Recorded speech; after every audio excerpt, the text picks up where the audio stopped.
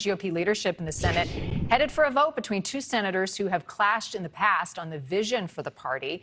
Florida Senator Rick Scott expected to challenge Minority Leader Mitch McConnell for the top spot. Scott's announcement comes just hours before Trump announced that campaign for the White House.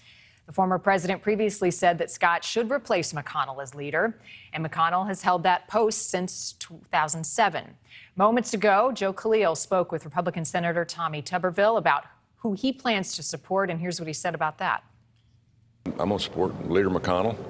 I didn't agree with everything he's done since I've been here in 2 years. But, I was a head coach for a long time, and you try to keep everybody going in the same direction, and they're not going to agree on everything that you do. It's not going to happen, but I believe in his philosophy. All right, so a lot of conversations happening behind closed doors. Washington correspondent Tom Dempsey is live as well in the nation's capital this morning with an update on leadership. Tom. Hey, Marty. Yeah, after NewsNation became the first network to call the House majority in favor of the Republicans, today the focus shifts to the Senate when Republicans hold a closed-door vote on who exactly they want to lead the party. Senator Mitch McConnell faces a challenge to be the next Senate minority leader from Senator Rick Scott. McConnell's faced some pushback recently within the party, from fellow lawmakers for not delaying this vote until after the Georgia runoff in early December. There may be more calls to delay this vote later today, but speaking to reporters on Tuesday, McConnell said he believes he has the votes to be the next Senate minority leader. This all comes after Decision Desk HQ called the House in favor of the Republicans, as first reported on NewsNation.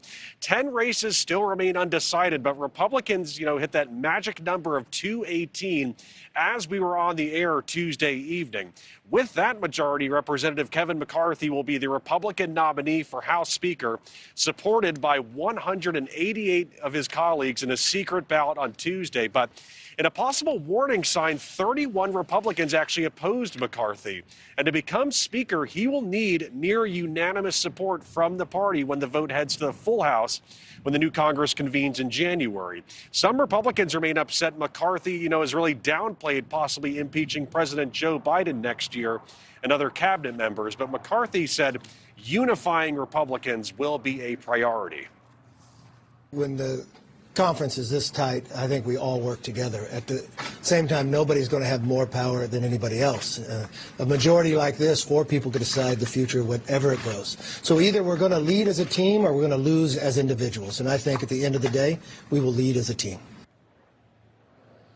And Marni, clearly, it's a busy week on Capitol Hill with these votes. And just to add some, understanding for our viewers when they're hearing all these details, the votes happening with Republicans behind closed doors are to elect their nominees for the next Congress, House Speaker and Senate Minority Leader. There won't be a full vote with all, representatives and senators, Democrats and Republicans until January when those votes take place on the floor, Marni.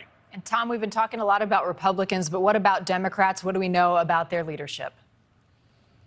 Yeah, still a lot of questions going around about Democrats. They're kind of taking their time, though, Marty. We know the House leadership elections for Democrats will be taking place later this month. And a big question going around for the Dems is, the future of Nancy Pelosi. Will she stay on in a leadership role, or will she step aside to, allow for a more, younger or more progressive member to take the reins there? That's going to be something to watch as we move forward this month, Marty. Thank you for watching. Go to newsnationnow.com to find NewsNation on your television provider. And don't forget to click the red subscribe button below to get more of NewsNation's fact-driven, unbiased coverage.